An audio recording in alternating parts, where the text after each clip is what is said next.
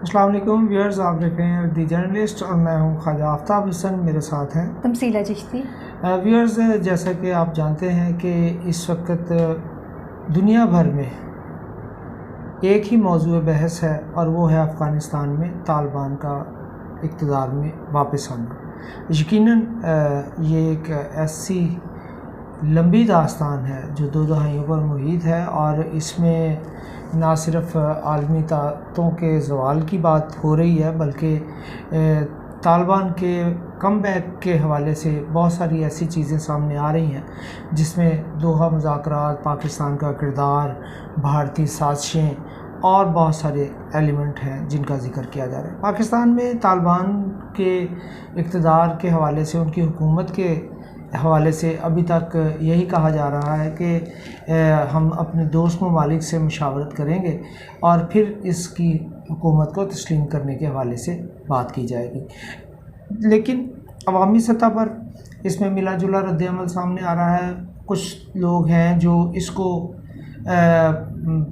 America की शिकस्त के साथ साथ भारत की शिकस्त भी कह रहे हैं और उसमें यकीनन एक फैक्टर बहुत ज़्यादा अहम है, वो ये है कि गुज़श्ता कई सालों से भारतीय किरदार अफ़गानिस्तान के हवाले से एंटी पाकिस्तान रहा और उसमें यकीनन बहुत सारी चीज़ें साबितशुदा भी हैं। इस हवाले से भी कुछ लोग खुशी का इजहार कर रहे हैं कि चलें, अब उनका इक़्तिदार अशरफ गनी साहब का ख़त्म हुआ तो भारतीय साजिशों का भी ख़ात्मा हो गया। लेकिन एक तबका ऐसा भी है जो ये समझता है कि तालिबान का बरसरे इक़्तिदार आना खुदा न खास्ता कहीं माजी की यादें ताज़ा ना कर दे। इस हवाले से हम तमसीला साहबा से बात करेंगे।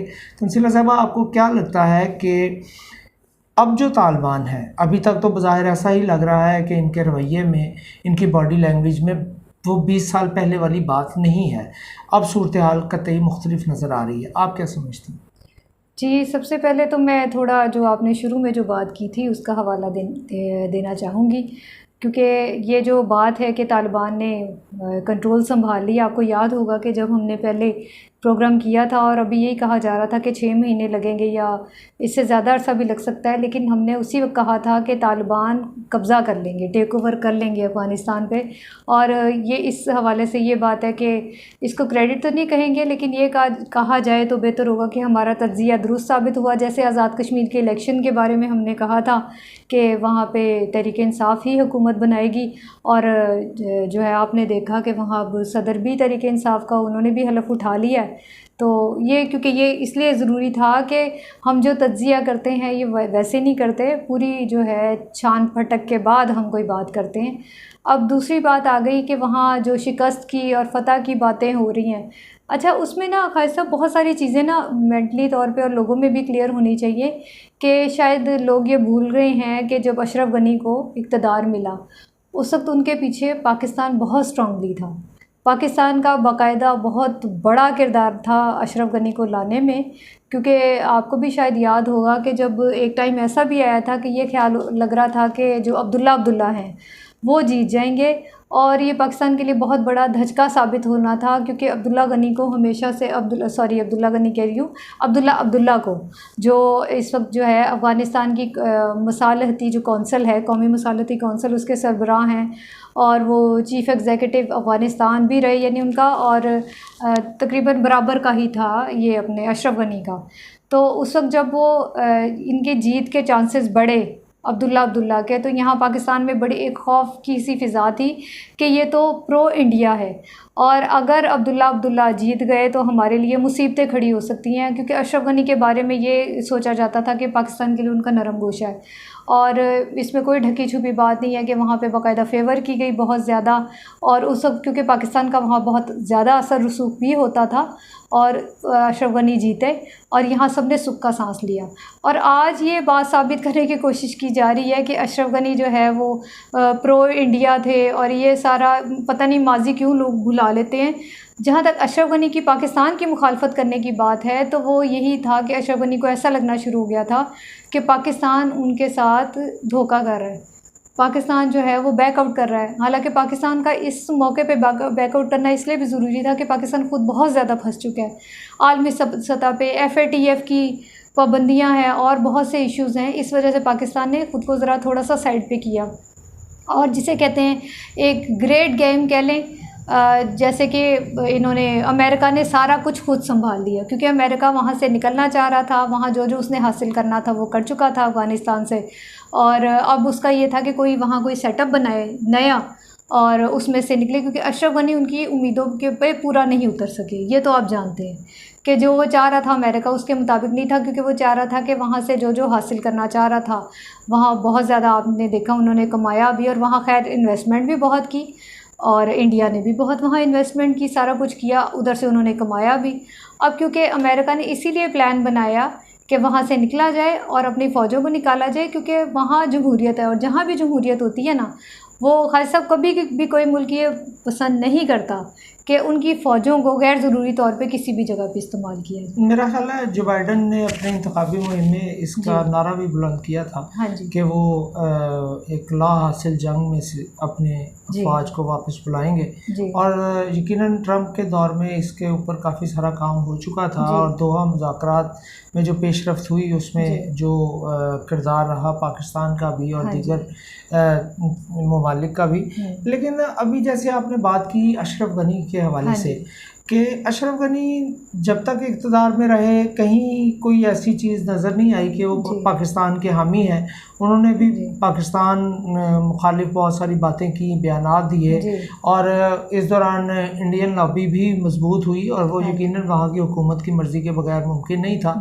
अब इंडियन इन्वेस्टमेंट भी है। चलें, ये तो खैर माजी की बात है। अगर हम अब आइंदा के हवाले से बात करें तो जो आइंदा का सेटअप बनने जा रहा है, मुझे ये लगता है कि ये वही सेटअप होगा जो दोहा मुज़ाकरात में तय किया गया है। इसमें यकीनन तालिबान को उनकी माजी के हवाले से जो चीज़ें जो अफ़गानिस्तान के हवाले से या आलमी दुनिया के हवाले से जो इश्यूज़ आए सामने उनके इक़दामात के हवाले से, मेरा ख़्याल है इस दफ़ा उनको ये समझा के इक़्तिदार उनके हवाले किया गया है कि अब वो आपने ख़ास तौर पे इंसानी हुकूक़ के हवाले से आपने इसका ख्याल रखना है। आपको क्या लगता है? अच्छा, ऐसे ही है। इसमें ना जो मैं समझती हूँ कि इसका मरकज़ी जो क्रेडिट जाता है वो क्रेडिट इसलिए कहूँगी कि ज़ाहिर है कि वहाँ मसला तो हल होना था अफ़गानिस्तान का। असल ये था कि ये ट्रंप को जाता है। जो बाइडन को हर चीज़ तैयार मिली, उनको प्लेट में हर चीज़ रख के मिल गई, क्योंकि ट्रंप का ये अंदाज़ था कि वो बिल्कुल एक झटका अंदाज में बात करते थे।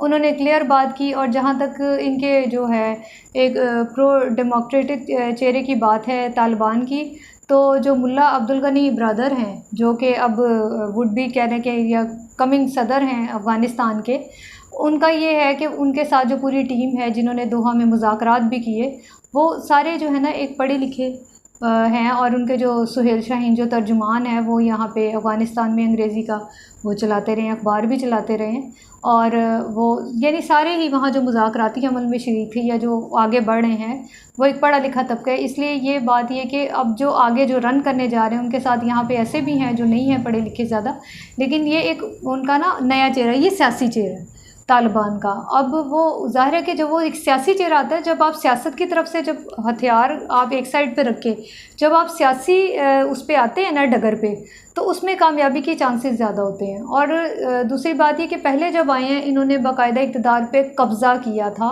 और असलहे के ज़ोर पे इन्होंने अपनी मनमानियाँ करने की कोशिश की थी, लेकिन आपने देखा कि इस दफ़ा वो ये कोशिश करें कि आवाम को ये साबित कर सकें कि हम ऐसे नहीं हैं। और आप ये देखें कि 10 दिन में कब्ज़ा हुआ और टोटल अमवात ना होने के बराबर है। पूरा अफ़गानिस्तान उन्होंने कंट्रोल में लिया है और उस अरसे में कोई अमवात उस तरह नहीं हुई जैसे था। और काबुल में तो वो कह रहे हैं कि एक जो है खून का कतरा भी नहीं बहा, और ये बहुत बड़ी उनकी कामयाबी है। और आपने देखा होगा कि इनकी जिम में तस्वीरें आ रही हैं कि जी जिम में वो जो है वो एक्सरसाइज कर रहे हैं, वो डॉजी कार चला रहे हैं तालिबान। वो एक तरह से ना आवाम के अंदर अपना फियर कम करने की कोशिश कर रहे हैं, जो बहुत ज़्यादा तालिबान का। कुछ वादे भी किए हैं कि ख़वातीन को ये आज़ादी देंगे और बेहतरी लाएंगे, तो अल्लाह करे कि ये बेहतरी हो। अच्छा, मतलब एक नया जो है टर्म इस्तेमाल हो रही है जी ख़ास तौर पर पाकिस्तानी मीडिया में, अमरीकी तालिबान। जी तो ज़ाहिर है ये जो इक़दामात जिनका ऐलान किया गया है, हाँ जी ये तालिबान की तारीख़ अगर देखी जाए जी तो उसमें ऐसी बहुत सारी चीज़ों की गुंजाइश नहीं है। जी और शायद वही एक खौफ है जो गुज़श्ता दिनों जहाज़ में जो बिल्कुल वाक़या हुआ, जैसे वो लोग चढ़ने की कोशिश हाँ में जी कई गिरे भी, मरे भी, जी 3 लोग मरे भी, और दो फायरिंग सवा भी की गई 200 लोगों के गुंजाइश वाले जहाज़ में 680 के करीब लोग थे, बिल्कुल और एयरपोर्ट पे 10,000 से ज़्यादा लोग थे। ये वो लोग थे शायद जो अपनी जानें बचाने की कोशिश कर रहे जी थे। इसमें ज़ाहिर है वो खौफ है, और वो ज़ाहिर है जब तक इक़्तिदार मुकम्मल तौर पे वो उसको नहीं कंट्रोल किया जाता, जी लोगों को ये अमली तौर पे ऐसा नहीं लगता कि जी तालिबान पहले वाले नहीं है।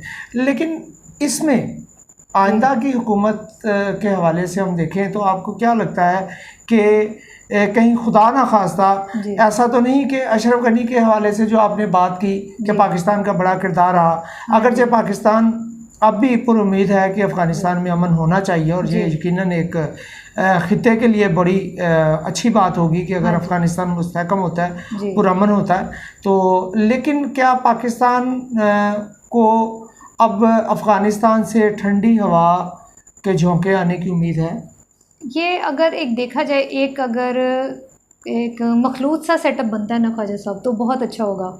वो इस तरह के, एक तो ये कि तालिबान खुद हैं, उसके बाद आपने देखा होगा कि मुज़ाकराती अमल में अहमद शाह मसूद जो थे उनके साहबजादे वो शरीक थे, अब्दुल्ला हैं वो हैं, अहमद करज़ई है। अगरचे उनसे हमें कोई इतनी तवक्कुआत नहीं है, अब ना अब्दुल्ला से हैं ना ही अहमद करज़ई से हैं, लेकिन ये है कि कम से कम उसका ये हमें ज़रूर फ़ायदा होगा कि अगर अफ़गानिस्तान में अमन होता है तो अल्टीमेटली पाकिस्तान में अमन आएगा। हम इस एंगल में देखते हैं, क्योंकि अफ़गानिस्तान में जो भी हुकूमत आएगी ये यानी उनका हमारे साथ कोई इस तरह नहीं बनेगा, क्योंकि वो अफ़गानी जो हैं वो सरहद को कुछ समझते नहीं हैं। वो यही समझते हैं कि पाकिस्तान उन्हीं का हिस्सा है।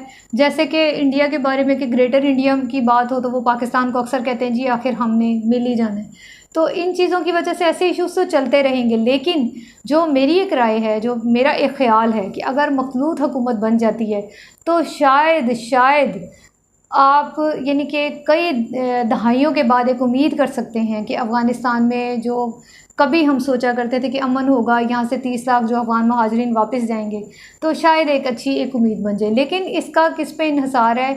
इसका ज़्यादा इन्हिसार तालिबान के रवैये पे है। तालिबान अगर अपना दिल खुला करते हैं, उसे वसी करते हैं, बाकी लोगों को अपने साथ मिलाते हैं, इंसानी हुकूक़ का ख़्याल करते हैं, तो ये जो है ना ये कंफर्म है कि वहाँ पे अमन आएगा। क्योंकि तालिबान की बाकी नेगेटिविटी अपनी जगह पे, लेकिन जो उनका दौर था जब इन्होंने रूल जितना अरसा किया, उस अरसे में ये था कि आप देखें कि वहाँ पे करप्शन भी कम हो गई थी। उस अरसे के दौरान बाकी जो दूसरे इश्यूज़ थे, यानी पोस्ट की काश्त उस तरह नहीं होती थी, और इन्होंने आवाम से असलहा भी ले लिया था। ये कुछ ऐसी पॉजिटिव चीज़ें हैं जिनका आज भी लोग जो है बड़े अच्छे लफ्ज़ों में ज़िक्र करते हैं। तो सिर्फ़ ये कि अगर इंसानी हुकूक़ की पासदारी करें, दिलों को वसी करके सारे जहाँ पे यानी वहाँ जो बड़े ग्रुप्स हैं उनको साथ मिला के एक अच्छी हुकूमत बना लेते हैं, तो मेरा ख़्याल है कि अफ़गानिस्तान में अमन हो सकता है। अच्छा, पाकिस्तान के हवाले से जो मेरी आपसे बात पूछना मैं चाह रहा था कि भारत का जी किरदार रहा है पिछले दौरे हुकूमत में, और बड़ा खौफनाक रहा है। उसकी इन्वेस्टमेंट भी रही है। उस इन्वेस्टमेंट के हवाले से उन्होंने कहा है कि आए भारत और अपने काम जो है मुकम्मल करे। लेकिन पाकिस्तान कैसे इस सूरत हाल को काबू में, ज़ाहिर है अगर तो वो उसकी इन्वॉल्वमेंट रहती है वहाँ की हुकूमत साजी में और वहाँ के जो असर व रसूख माजी में रहा है, तो जैसे अशरफ गनी के दौर में पाकिस्तान का असर व रसूख कम हुआ तो भारत की इन्वॉल्वमेंट बढ़ी। और यकीनन ये इस हकीकत से इनकार नहीं है कि भारत ने हमेशा कोशिश की है पाकिस्तान को गैर मुस्तहकम करने की, और वो किसी न किसी सतह पे अपने उसी फार्मूले पे, जैसे ग्रेटर इंडिया वाली बात की आपने, उस पर कोशिश करता रहता है दरे पर्दा। तो आपको क्या लगता है कि तालिबान का रवैया पाकिस्तान और भारत के साथ एक जैसा होगा या मुख्तलिफ होगा? जी, इसमें ना एक मैं आपको बात कहूँ कि इसमें हमने सबसे पहले अफ़गानिस्तान की ना जुग़राफ़ियाई जो साख़्त है वो देखनी है। जो अफ़गानिस्तान है ना वो लैंड लॉक्ड है, यानी उसके इर्द-गिर्द मुल्क ही मुल्क जितने भी हैं वो सरहदें मुल्कों से मिलती हैं, साहिल नहीं है, समंदर नहीं है। और जो भी ऐसा मुल्क है जो लैंड लॉक्ड होता है ना, उसके बारे में सारे जो यानी कि वहाँ पे इन्वेस्ट कर लें, इन्वेस्टर कह लें या जो इर्द-गिर्द के मुल्क होते हैं उनको तहफ़्फ़ुज़ात होते हैं कि वो उसके ऊपर मुसलसल चेक रखना चाहते हैं। जैसे अमेरिका कहाँ बैठा है, लेकिन उसका चेक अफ़गानिस्तान में है कि कहीं चाइना या रशिया वहाँ पे बहुत ज़्यादा वो तो नहीं कर रहे, यानी उस पे सारी तवज्जो तो नहीं दे रही, या उनके वहाँ बैठ के कोई अमेरिका के ख़िलाफ़ साजिशें नहीं हो रही। इस हवाले से देखा जाए तो अगर पाकिस्तान थोड़ा उसके बारे में कंसर्न शो करता है या वो ये चाहता है कि उसकी जो अंदरूनी पॉलिटिक्स है उसमें किसी हद तक इन्वॉल्व हो, तो देखा जाए तो ये एक नेचुरल है। और ये इसलिए भी होना चाहिए कि आपको ये पता लगता रहे कि वहाँ आपके के ख़िलाफ़ कुछ हो तो नहीं रहा या कोई ऐसी कोई साजिशें नहीं हो रही। तो मेरा तो ये है कि जैसे हुकूमत कहती है ना कि वो कुछ भी करते रहें, हमने जो है बिल्कुल कोई तवज्जो नहीं देनी, ये नहीं होना चाहिए। हमने उनके मामलात में मुदाखलत नहीं करनी, लेकिन वहाँ ये ज़रूर हमें नज़र रखनी पड़ेगी कि कहीं वहाँ हमारे ख़िलाफ़ तो कोई साजिशें नहीं बन रही। इसके लिए हमें अपनी सफ़ारती सतह पे अपने आप को वहाँ अफ़गानिस्तान में बहुत ज़्यादा मज़बूत बनाना होगा। अगर वहाँ पे इंडिया अपने वहाँ कोई तरक्याती काम करता है, मनसूबे मुकम्मल करता है, तो पाकिस्तान भी वहाँ पे आगे बढ़ के उनके लिए काम करे, और यही मेरा ख़्याल है इस मसले का हल है। बहुत शुक्रिया तमसीला साहबा। व्यूअर्स, आपने सुना कि पाकिस्तान के इस्तेहकाम के लिए मुस्तहकम अफ़गानिस्तान का होना बहुत ज़रूरी है, और यकीनन मौजूदा जो सूरत हाल बनती आ रही है, नज़र आ रही है, उसमें एक उम्मीद की जा सकती है कि आइंदा आने वाले दिनों में इस खित्ते में बहुत बड़ी जो तब्दीली रूनुमा हुई है उसके मुस्बत असरात मुरतब होंगे। अपना बहुत ख्याल रखिएगा। दी जर्नलिस्ट को सब्सक्राइब करें, लाइक करें और शेयर करने के साथ साथ बेल आइकन को प्रेस करें ताकि हमारे हर प्रोग्राम का नोटिफिकेशन आपको मिल सके। अल्लाह हाफ़िज़। अल्लाह हाफ़िज़।